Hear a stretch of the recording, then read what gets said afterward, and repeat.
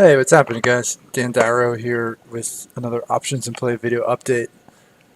We have a very big week of earnings coming up, and as much as we would all love to see, every stock be up a ton or down a ton in response to earnings that day, it's just not always the case. I mean, sometimes moves are muted. Sometimes there's really not much movement at all, or maybe sometimes it does move in a direction, but just maybe not enough to pay options, right? Because that's what it comes down to. Like, we're focused on options, so when a stock moves, we're always comparing it to what's priced in, and is it enough to reward the options, right? So I have a 2 to 3 day rule for earnings trades. Okay, I mean, ideal scenario, stock has a big move and you can like lock in money or cut risk or close out the trade the day after, right? That's the ideal scenario. Maybe you're in spreads and the spreads are capped after the stock has a huge gap in your favor and you can close it out. I mean, that's wonderful, but it doesn't always work out that way.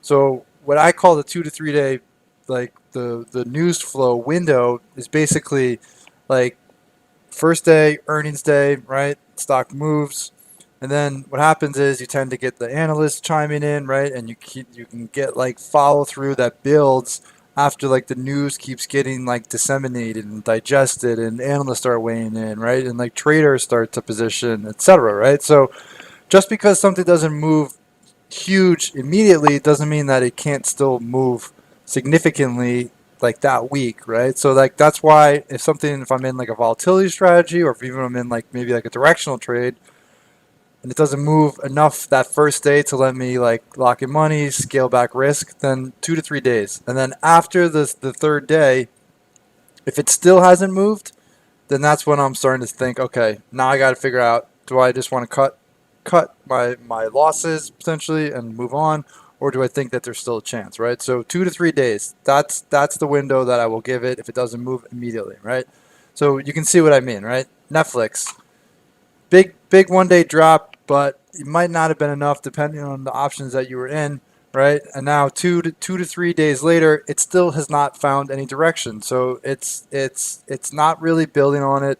There's no real rally. There's no real drop. So 2 to 3 days. I mean, I was not in options on these, but if I were, like, this would probably be like the period where I'm starting to think about getting out because it still has not found any direction post earnings.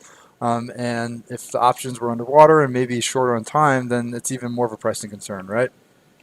Uh, STX, on the other hand, right?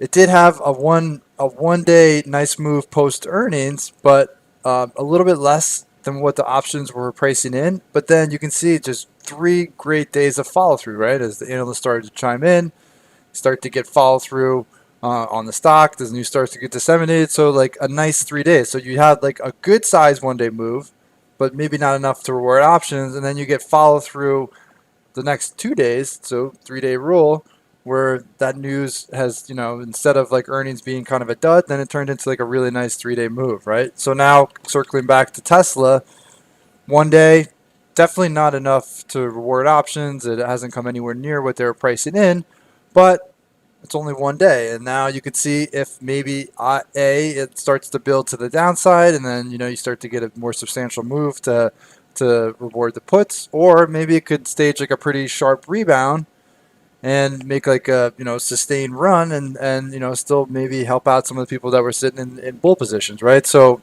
today, not enough for Tesla, but if I was in options, then I'd probably be looking at like that 2 to 3 day window to see if maybe it can establish direction, and then if not after that third day, then that'd be the point where I'm starting to think like, okay, I need to have some sort of exit strategy, or how do I want to approach this, because it doesn't seem like there's a real direction um, uh, getting developed at this point. Okay, so that's my 2 to 3 day rule. I've talked about it in the past. That especially around earnings, it becomes much more relevant. So I feel like it helps me, kind of gives me an idea of how I want to approach things that maybe don't work right away. So I wanted to share with you guys. All right. So if you like this video and you're looking for more information on swing trading with earnings or trading options into earnings, please follow up with the link in the description of the video for more information on options in play. Hope you have a wonderful night. Stay well, and I will talk to you all tomorrow.